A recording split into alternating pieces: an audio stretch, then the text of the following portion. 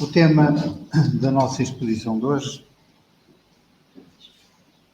por coincidência, mas dizem que não há coincidência, que tudo, nada é por acaso, está relacionado com a mensagem que nós ouvimos. Fala-se muito em provas e expiações. Todos nós já ouvimos, e quase em todas as palestras, nós ouvimos falar disto. Ouvimos dizer que a Terra que é um mundo de provas e expiações. Mas se calhar alguns de nós ainda não compreenderam bem o porquê e quais são as diferenças entre provas e expiações. O que é que significa que a Terra que é um mundo de provas e expiações? E pelo facto de viver neste planeta, porque temos que sofrer? Porque não podemos ser felizes a 100%? Porque, como nos diz Kardec, e como nos dizem em espiritualidade superior, neste planeta ninguém é feliz a 100%. Não há felicidade plena. E as respostas a estas questões nós vamos encontrá-las no Evangelho segundo o Espiritismo. Precisamente no capítulo 3º, que nos diz que há muitas moradas em casa de meu Pai. Na parte das instruções dos Espíritos, do item 13 ao item 15, que Kardec intitulou Mundo de Expiações e Provas. E temos aqui uma mensagem de Santo Agostinho, que, como sempre, nos tem auxiliado com a sua clareza, e que nos diz: que vos direi dos mundos de expiações que já não saibais, pois basta observeis o mundo, portanto, em que habitais. A superioridade da inteligência em grande número dos seus habitantes indica que a Terra não é um mundo primitivo destinado à encarnação dos espíritos que acabaram de sair das mãos do Criador. Isto também nós temos falado aqui muitas vezes, porque há duas balanças, uma é a parte intelectual, outra é a parte moral. Todos nós sabemos que desenvolvemos muito mais rapidamente a nossa parte intelectual do que a nossa parte moral. E por isso mesmo é que nós estamos aqui e temos necessidade de passar por tudo aquilo, por essas dificuldades que nos vão obrigar a progredir, a crescer no aspecto moral. As qualidades inatas que eles trazem consigo constituem a prova de que já viveram e realizaram certo progresso. Eu estive para trazer um vídeo que me enviaram há dias, não sei se por acaso ele foi partilhado pela internet, se por acaso viram. Não o trouxe, porque ia demorar um bocadinho, ia-nos complicar o tempo da palestra. Mas que era de um miúdo, talvez com 4 anos, de tocar piano com uma facilidade enorme. Eu estava a ser entrevistado e o próprio as expressões do entrevistador eram bastante interessantes pela maneira como ele estava a admirar com toda aquela facilidade com que ele tocava piano. Isto diz-nos precisamente o que está aqui. Estes conhecimentos não podem vir desta vida. Aquele vídeo, que é um vídeo real, é mais uma prova de que realmente nós passamos por várias reencarnações. Todos nós, não há ninguém que já aqui não tenha estado. Com outro corpo, se calhar um outro aspecto totalmente diferente, até um outro sexo, com uma outra família, mas todos nós já por aqui passamos e vamos continuar a passar, muitas vezes. Porquê? Porque ainda estamos muito atrasados em termos morais, não em termos intelectuais, porque tudo aquilo que nós aprendemos fica-nos registado no nosso espírito. Mas também os numerosos vícios a que se mostram propensos constituem o índice de grande imperfeição moral. Também não é novidade para ninguém. Todos nós continuamos agarrados a vícios, a imperfeições das quais dificilmente nos conseguimos desligar. Por isso os colocou Deus num mundo ingrato. Por isso nos colocou Deus num mundo ingrato, para expiarem aí suas faltas, mediante penoso trabalho e misérias da vida, até que hajam merecido ascender a um planeta mais ditoso. Está aqui a resposta a uma daquelas perguntas. Porquê é que nós temos que sofrer? Porquê é que nós não somos felizes? Mas há uma coisa que nós queremos aqui acrescentar, é que uma grande parte dos sofrimentos por que passamos são sofrimentos voluntários, são culpa nossa. Eu podia citar aqui uma série deles, não vale a pena. Basta falar, por exemplo, na comida, basta falar, por exemplo, no tabaco, nas drogas, no álcool.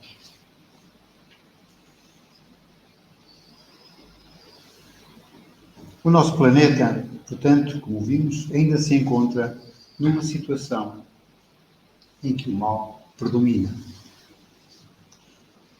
Mas podemos ficar contentes, porque aos poucos, e com a nossa contribuição, este planeta vai dar um salto. O mal vai diminuir, vai desaparecer e a felicidade vai aumentar. É aquilo que nós temos ouvido também falar muitas vezes, que este planeta se irá transformar num planeta de regeneração. E aí, todos estes problemas, doenças e tudo isso, elas vão praticamente desaparecer. Eu digo praticamente porque acima desse mundo de regeneração há outros mundos, caso dos mundos felizes. Mas para isso nós vamos ter ainda que andar muito.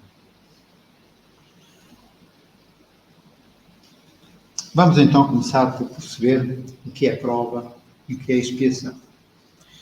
Nós não encontramos nos dicionários de língua portuguesa significado para estes conceitos tão simples, prova e expiação.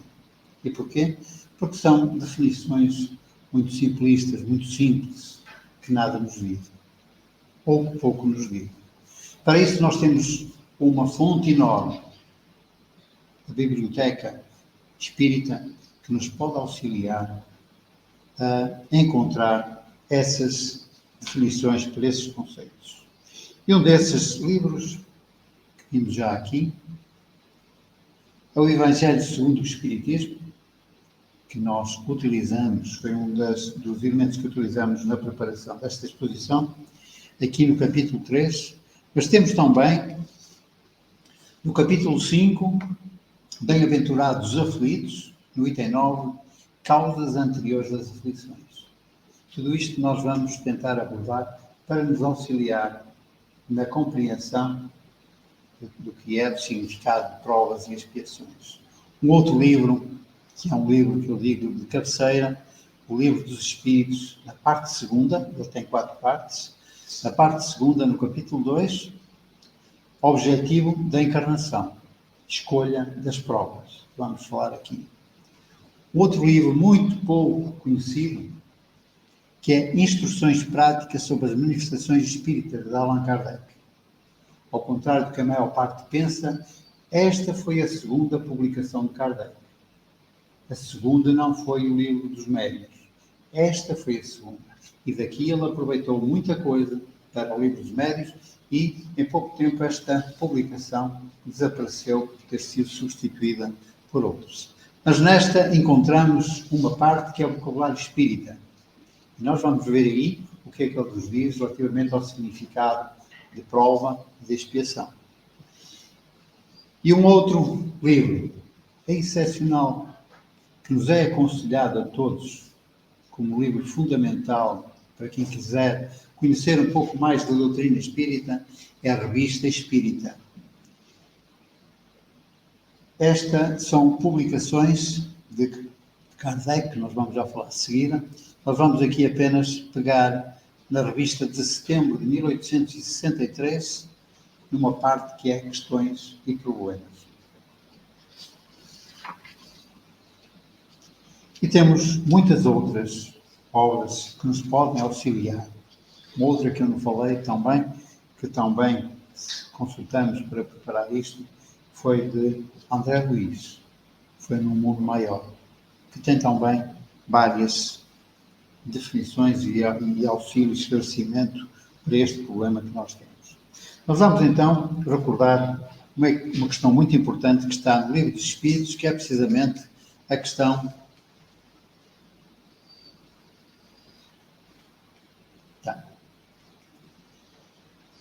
na segunda parte, como falamos já há bocadinho, que é precisamente a questão 132. Qual o objetivo da encarnação dos espíritos? E vamos começar por aqui, porque isto diz-nos o porquê das provas e das expiações.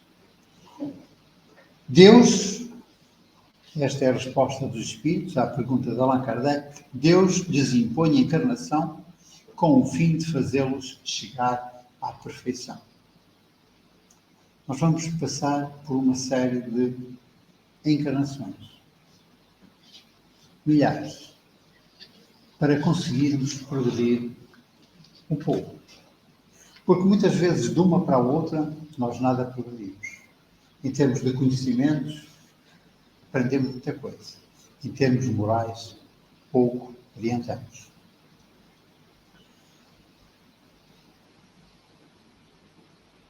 Esta é a grande pergunta que Kardec faz e este é o grande objetivo.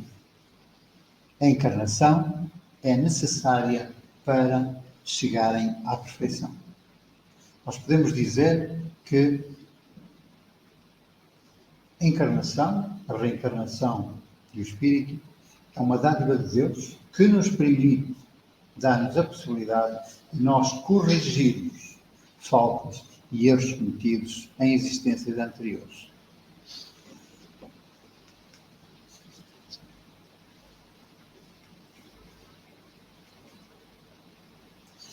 Para uns, a reencarnação, para uns, é expiação. Para outros, missão. Mas para alcançarem essa perfeição, têm que sofrer todas as vicissitudes da existência corporal. Nisso é que está a expiação. Portanto, as vicissitudes, as experiências da existência corporal, na parte física, é que nos permite sofrer para podermos aprender. Porque esse sofrimento é que nos vai levar a corrigir erros que nós vamos cometendo e que nos vão alertar quando o estamos a cometer. Visa ainda outro fim a encarnação, o de pôr o espírito em condições de suportar a parte que lhe toca na obra da criação. Todos nós temos uma missão. Todos nós temos um trabalho esse que vai contribuir para uma empresa, que vai contribuir para o bem de um país, que vai contribuir para todos os outros.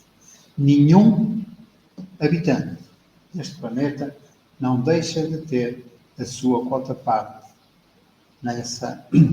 nesse trabalho. Para executá-la é que em cada mundo toma o espírito um instrumento, que é o corpo. Porque é que se diz ali, o que é que ele diz ali em cada mundo? Porque o número de planetas habitados, as moradas do meu Pai, são um número infinito, como diz Jesus, mas em cada planeta o tipo de vida é diferente do da Terra. E então, o espírito, quando encarna aqui na Terra, tem características diferentes de um espírito que vai encarnar, por exemplo, em Marte. Porque ele aí está adaptado a essa atmosfera, a esse tipo de vida, ao oxigênio, à umidade, todas essas condições. De harmonia com a matéria essencial desse mundo, a fim de aí cumprir, daquele ponto de vista, as ordens de Deus. É assim que, concorrendo para a obra geral, ele toca-se adiante. Nós temos, por exemplo, numa empresa, o trabalhador, numa empresa, entra, tem um período de estágio, Esse período de estágio é precisamente para o preparar para a atividade, para o tipo de trabalho que ele vai ter. E essa preparação é feita de forma a que ele possa contribuir para o crescimento da empresa. O que nós sabemos é que há muitos que estão numa empresa, entram hoje, saem daqui a 30 anos e nada se muda. Apenas se limitam a entrar, marcar o ponto e pouco mais fácil. Pouco contribuem para essa empresa. Eu às vezes lembro, acho engraçado, nós vemos nas equipas dos serviços municipalizados, podemos abrir às vezes um buraco, compra qualquer coisa, aí uma carrinha com 5 ou 6, e desses 5 ou 6, há um que está a trabalhar, a abrir o buraco. Os outros estão todos à volta a ver o que é que ele está a fazer. Isto é só para dar um exemplo, é evidente que isto é um bocado de exagero, mas é só para dar um exemplo daquilo que acontece numa grande parte das situações. Uns trabalham, outros vivem à custa desses que trabalham. E o que acontece é que Deus é mais inteligente que nós. Então as coisas são feitas de tal forma que nós estamos aqui e temos obrigação de melhorar, temos obrigação de progredir, de crescer. E por isso mesmo, se não crescemos nesta existência, aquilo que vai ser dada uma nova oportunidade e voltamos aqui novamente para crescer, para progredir. Porque o fim é sempre o mesmo. É a perfeição para todos nós. Nós estamos agora, então, em condições de explorar cada um daqueles temas que tínhamos falado. E vamos começar pelas provas. A ajuda de Kardec é bastante grande. E nós temos, pegando naquela obra que falámos há bocadinho, Instruções Práticas sobre as Manifestações Espíritas de Kardec, fomos ao vocabulário espírita e encontramos, portanto, para ver o significado de provas. O que ele nos diz, Kardec, provas são vicissitudes, experiências da vida corporal, pelas quais os espíritos se purificam conforme a maneira como se suportam. Nós sabemos que com o sofrimento, com as provas que temos, há pessoas que suportam essas provas com facilidade. Há outros que estão sempre revoltados, só dizem mal de Deus, que me abandonou, que não quer saber de mim. Eu já disse isso aqui várias vezes. Nós apoiamos, através da associação, várias famílias.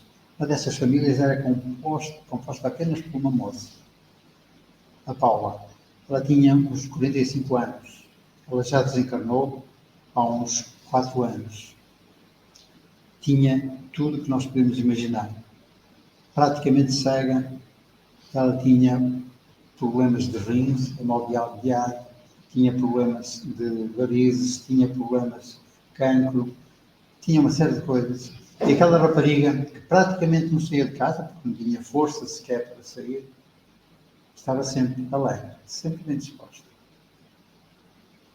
Um espírito que suportou tudo aquilo que estava a passar.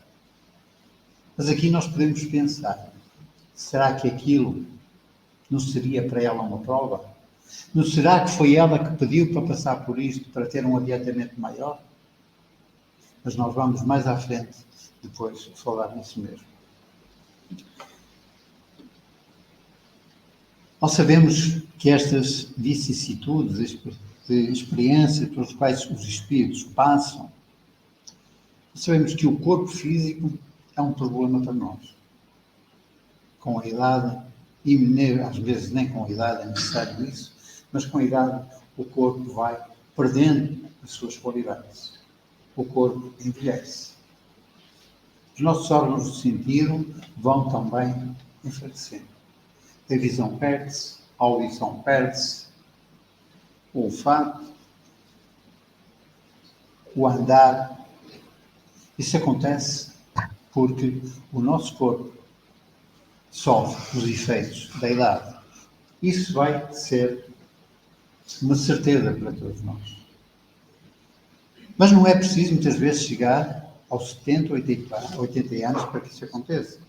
Nós vemos crianças que, em pouco tempo, perdem as suas faculdades de andar, de um momento para o outro.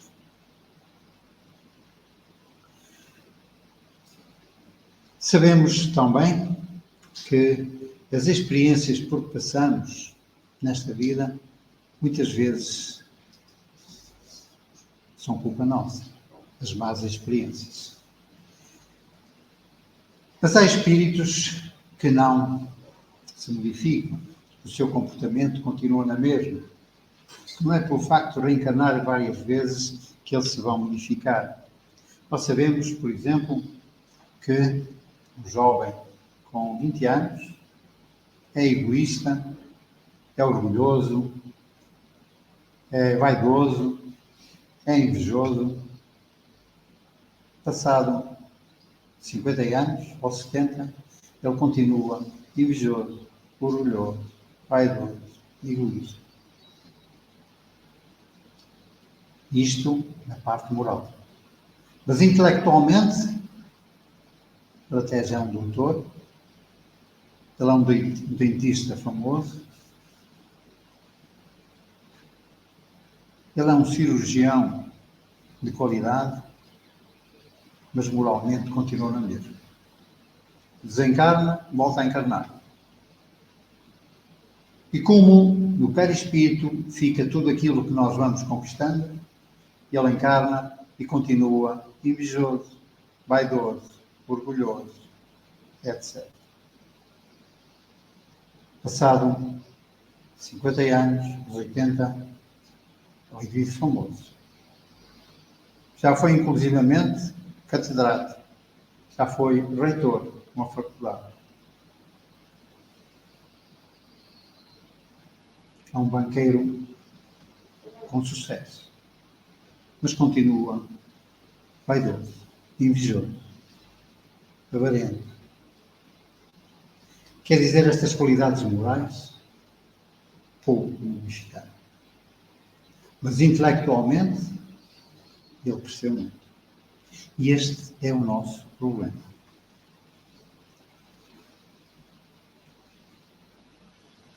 De acordo com a doutrina espírita, o espírito, desprendendo-se do corpo, quando desencarna, e reconhecendo a sua imperfeição, e escolhe ele próprio, pelo seu livre-arbítrio, o género de provas que julga mais próprio ao seu adiantamento e que sofrerá em sua nova existência. Quando nós chegamos à pátria espiritual, é que aí nos apercebemos de que nada fizemos para melhorar. Porque aquilo que nós levamos é aquilo que nós conquistamos aqui, em termos morais. Porque a riqueza que nós conquistamos, ela ficou aqui. E quando voltamos, se calhar não a temos. Vamos ter que começar tudo de novo. Mas em termos morais, tudo aquilo que nós conquistamos continua a pertencer-nos. Ninguém nos tira. E aqui, como ele tem a possibilidade de escolher as provas, nós podemos ver duas situações. Um jovem, um espírito, que escolhe nascer numa família, de um banqueiro com muito sucesso nos Estados Unidos, escolhe o país, escolhe a família que quer, escolhe o sexo. Todas essas escolhas ele tem a faculdade de fazer. Um outro escolheu nascer num ambiente mais pobre, em que a mãe é uma cozinheira de um restaurante pequenino, que vive num bairro onde a droga, a prostituição, a violência, as armas são uma constante. Mas os dois vão estar sujeitos a provas, embora as provas de um são diferentes das do outro. O que nasceu num ambiente em que nada lhe falta, num berço de ouro, terá provas de como é que é dizer, de sensualidade, de ociosidade, de vaidade, de orgulho. O outro vai ter provas de humildade, de resiliência. Portanto, as provas que são escolhidas por cada um são provas às quais eles se propuseram passar. Diz-nos Kardec que o caso do espírito puro, para ele não há provas. E não tem provas porquê? Porque ele já está depurado. É um espírito puro. Portanto, não tem necessidade de mais elevação, não tem necessidade de passar por provas para se elevar.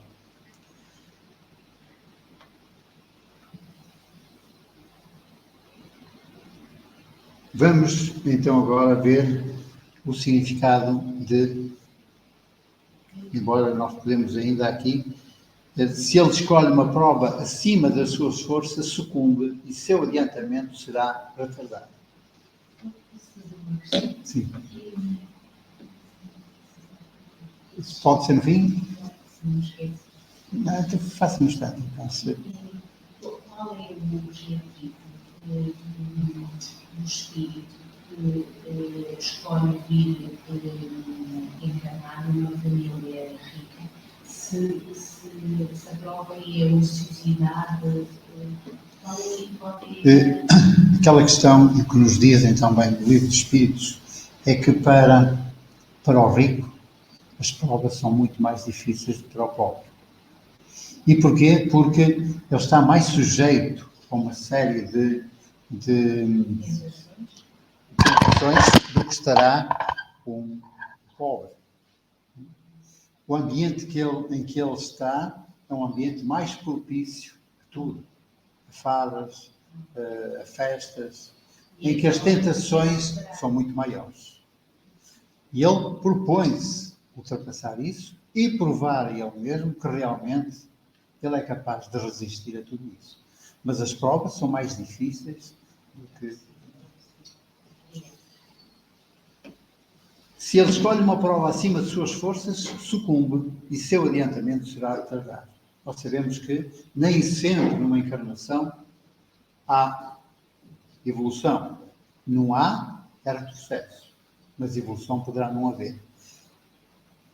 Há aqui uma contradição, se nós pensarmos, mas não vamos tratar disso agora, podemos fazê-lo numa outra altura, porque diz-nos Kardec que Deus nunca nos propõe uma prova superior àquela que nós podemos suportar. Parece haver aqui uma contradição, não há, mas nós deixamos isso para outra altura, se quiserem pensar nisso entretanto. Portanto, se ele escolhe uma prova acima das suas forças, sucumbe e seu adiantamento será retardado. Mas no outro dizem, Deus não permite a escolha de provas superiores àquelas que ele pode suportar. Pronto, mas se quiserem pensar nisso e depois até se quiserem responder, eu estou até aqui a olhar para o Valdemar, muitas vezes através do WhatsApp vai dando assim umas coisas. Se pensar nisso, depois digam-me alguma coisa. Está bem ou não? E continuando, relativamente à revista, nós estávamos há um bocadinho a falar.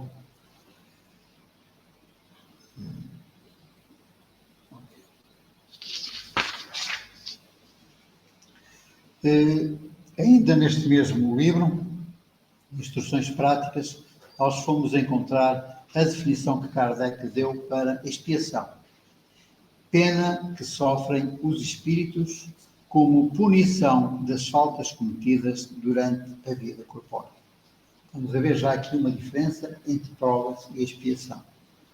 Expiação é pena que os espíritos vão sofrer para se depurarem de faltas cometidas.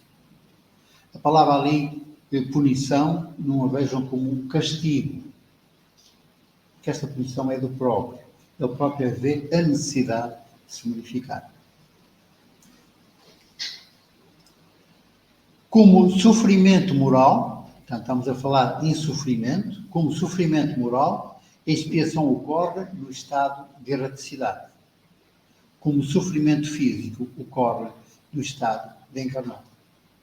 Está aqui uma palavra que também, com muita frequência, ela aparece: erraticidade, espírito errante. O que é isso? Erraticidade é para o espírito desencarnado. Mas é um espírito não puro, porque os espíritos puros não se encontram na erraticidade. A erraticidade é para nós. Quando desencarnamos, nós vamos para a erraticidade, ou seja, somos espíritos errantes.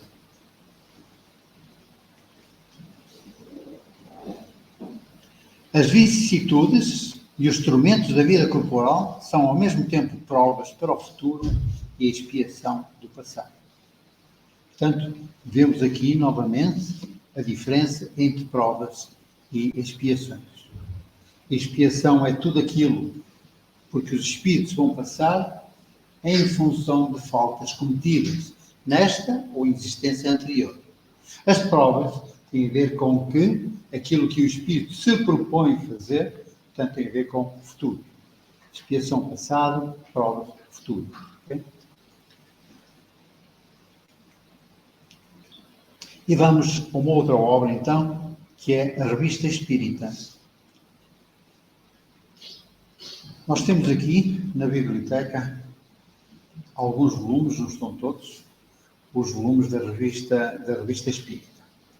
E não estão todos porque eles são bastantes, são muitos. Esta Revista Espírita Kardec iniciou, portanto, pessoalmente, depois de criar a Sociedade Espírita, ele viu que havia necessidade de informar os espíritas da evolução do espiritismo, dar as informações mais recentes. Então, ele propôs publicar esta revista.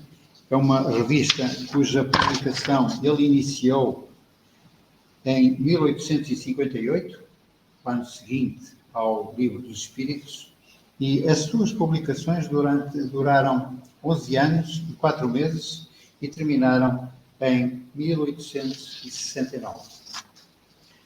É interessante dizer que o último número desta revista, em abril de 1869, já Kardec tinha desencarnado. Só que ele, antes de desencarnar, deixou a publicação pronta para ser editada. Mas já tinha desencarnado quando o último número da revista saiu.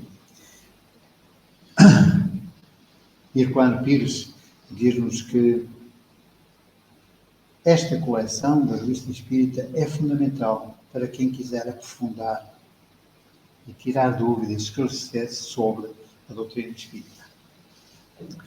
Mas aqui nós temos, então, fomos encontrar aqui também o significado da expiação. Expiação implica necessariamente a ideia de um castigo, mais ou menos penoso, resultado de uma falta cometida. É evidente que este castigo será mais penoso se a falta é grande, será menos penoso, será mais leve se a falta é uma falta pequena. A prova implica sempre a de uma inferioridade real ou presumível, porque o que chegou ao ponto culminante que aspira não mais necessita de provas. O que chegou ao ponto culminante é o caso do espírito puro, que é aquilo para onde todos nós estamos a ser dirigidos ou dirigimos. Portanto, para o caso do espírito puro, já não há necessidade de provas.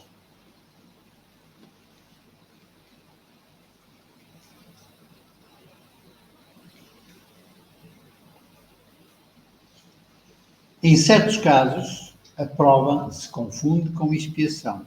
Isto é, a expiação pode servir de prova e reciprocamente. A prova pode servir de expiação. O candidato que se apresenta para receber uma graduação passa por uma prova. Se falhar, terá que recomeçar um trabalho penoso. Esse novo trabalho é a punição da negligência no primeiro. A segunda prova se tornou assim uma expiação. Kardec recorre aqui, precisamente, ao caso do estudante, sujeito a um exame final, que se passa, não tem necessidade de uma segunda prova, mas se reprova, tem necessidade dessa segunda prova e o esforço terá que ser maior do que o da primeira vez. E ainda na Revista Espírita, ele diz-nos ainda mais: é um erro pensar que o caráter essencial da expiação seja o de ser imposta. Porquê é que é um erro pensar? Porque a expiação é sempre escolhida pelo Espírito, não é imposta. Poderá ser orientado quando no plano reencarnatório ele está a preparar essa nova reencarnação. Vemos diariamente na vida expiações voluntárias, sem falar dos monges que se maceram e se fustigam com a disciplina do silício. Porque é que Kardec aqui, ele não quis aprofundar isto, apenas tocou aqui sem falar nos monges? Porque ele, quando fala aqui em expiações voluntárias e nos monges, o que acontecia é que os monges estavam lá no seu sossego, muito quietos. Se por acaso, isto é um exemplo, por isso é que ele não fala, para não falar dos monges, se por acaso o monge vê uma moça jeitosa a passar, tem maus pensamentos, e então a maneira que ele tinha para se espiar esses maus pensamentos era pegar num chicote, numa verga, e bater nas costas com toda a força para se libertar dessas. Aqui está, portanto, as expiações voluntárias, por isso é que ele diz, sem falar nos monges. Portanto, o silício é precisamente esse chicote que eles utilizavam para se castigar. Assim, nada há de irracional em admitir que o espírito, na erraticidade, escolha ou solicite uma existência terrena que o leve a reparar seus erros passados. Nada há de irracional. Portanto, se tal existência lhe tivesse sido imposta, não teria sido menos justa, malgrado a ausência momentânea da lembrança, pelos motivos acima desenvolvidos. As misérias daqui são, pois, a expiação, por seu lado efetivo e material, e provas por suas consequências morais. Eu ia, nesta altura, buscar a mensagem que foi lida aqui no início. Nós, quando vemos na rua um pedinte que está naquelas condições, por qualquer motivo que nós não vamos julgar, poderá estar com problemas físicos, poderá ser uma pessoa que está, por exemplo, numa cadeira de rodas sem pernas, poderá ser uma pessoa sem visão, um cego, poderá ser uma pessoa que intelectualmente tem uma deficiência bastante grande, poderá ser uma pessoa que não fala. Nós nunca poderemos julgar dizendo: olha, este está aqui, na existência anterior deve ter feito das boas. Ou seja, ele está de expiação, uma falta cometida. E pode não ser esse caso. Aquilo que nos poderá parecer uma expiação pode ser para esse espírito uma prova. E porquê? Porque ele pediu, por exemplo, pediu para vir naquela situação, com todas aquelas dificuldades, para mais rapidamente evoluir, para progredir mais rapidamente. Isto acontece com muitos espíritos mais ligados ao bem, moralmente mais evoluídos, que pretendem aproveitar uma nova reencarnação, não por expiação, mas com provas que lhes permitam crescer mais rapidamente. Portanto, cuidado ao julgarmos alguém que nós vemos nessas situações e pensar que ele pode ter sido um fresco do tempo na encarnação anterior. E vamos preparar para terminar.